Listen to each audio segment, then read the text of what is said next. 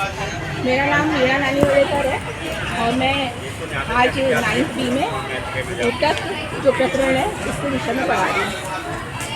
ऊतक क्या होते हैं बेटा? कोशिका के समूह जो होते हैं उन्हें हम क्या कहते हैं? ऊतक कहते हैं। चलो बताओ, अभी मैंने थोड़ी देर पहले बताया ऊतक कितने प्रकार के होते हैं? काय बताओ। मैम इसका ऊतक होता है दो ऊतक, एक तो वृद्धि और विभ्योतक ऊतक और दूसरा कौन सा ऊतक बताया? ठीक है, बैठो। विभ्योतक ऊतक कौन से होते हैं? जैसे नाम से ही पता चल रहा है ये वृद्धि ऊतक होते हैं और ये क्या करते हैं? पादप की जो वृद्धि होती है उसको उत्प्रेरित करते हैं। यानी विभ्योतक ऊतक के कारण से पादप की क्या होती है? वृद्धि होती है। और स्थायी ऊतक जैसे नाम से पता चल रहा है स्थायी ऊतक क्या होते हैं? विभ्योतक ऊतक जो है वही स्थायी ऊतकों का क्या करते हैं? निर्माण करते हैं। ठीक है, अब देखो इसमें आपको मैंने बताया विभ्योतक ऊतक के बारे में।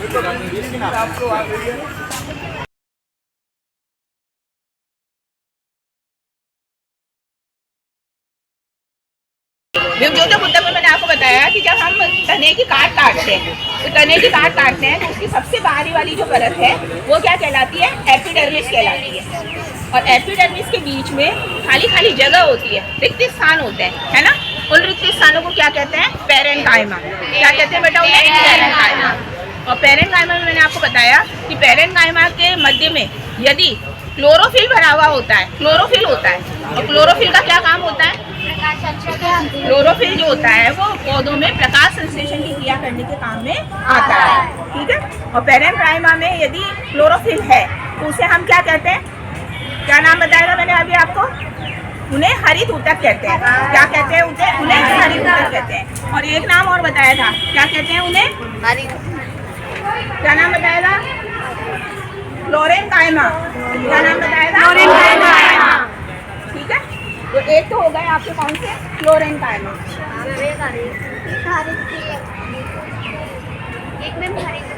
है ना? इसी को फ्लोरेन्काइमा को ही हरित ऊतक कहते हैं। क्या कहते हैं? हरित ऊतक। दूसरे मैंने आपको बताया थे एरेन्काइमा। मैंने आपको बताया था जल में रहने वाले पौधे हैं, है ना, जो जल में रहते हैं, जलीय पौधे जो होते हैं उनके जो पेरेन्काइमा है उनमें क्या भरी हुई होती है? हवा भरी हुई होती है, एयर भरी हुई होती है। ठीक है, और हवा क्यों भरी हुई होती है उसमें? ताकि जो पौधा है, पौधे की पत्ती जो है वो पूरा पौधा जो है वो पानी के अंदर सरलता से क्या कर सके? रह सके, है ना? हवा के कारण वो उसमें सरलता से रह सकता है। और यदि पेरेन्काइमा में हवा भरी हुई होती है तो उसे हम क्या कहते हैं? एरेन्काइमा। क्या कहते हैं उसे? एरेन्काइमा। तीसरे कौन से पढ़े हैं अपन ने? हाँ, पौधों में लचीलापन कौन से ऊतक के कारण से आता है? खड़े होके बताओ। पोलेनकाइमा। पोलेनकाइमा जो ऊतक है उसके कारण से पौधों में क्या आता है? लचीलापन आता है। पोलेनकाइमा।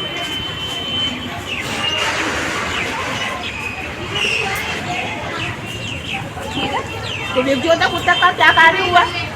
विभ्योतक ऊतक वृद्धि का काम करता है। ठीक है, और विभ्योतक ऊतक में मैंने आपको बताया पेरेन्काइमा खाली स्थान होते हैं, उनको हमने 3 भागों में बांटा।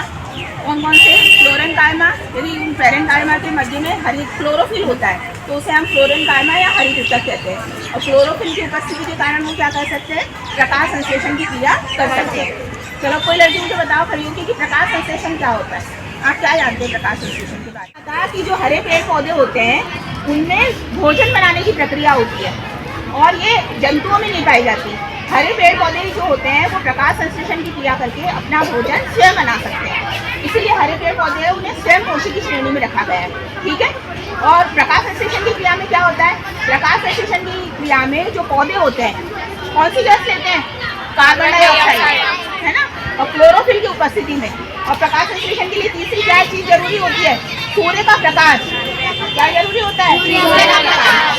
कार्बन डाइऑक्साइड, जल, सूर्य का प्रकाश और क्लोरोफिल इसके साथ मिलकर क्या बनाते हैं? कार्बोहाइड्रेट, है ना? क्या बनाते हैं? कार्बोहाइड्रेट। ग्लूकोज बनता है। ग्लूकोज का क्या फॉर्मूला होता है? C6H12O11। C है, H12O है, तो ग्लूकोज बनता है बेटा, ठीक है, कार्बोहाइड्रेट। और साथ में कौन सी गैस निकलती है? Oxygen gas.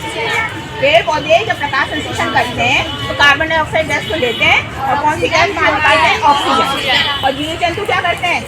जब श्वसन की क्रिया करते हैं तो ऑक्सीजन गैस लेते हैं और कार्बन डाइऑक्साइड गैस को बाहर निकालते हैं, ठीक है।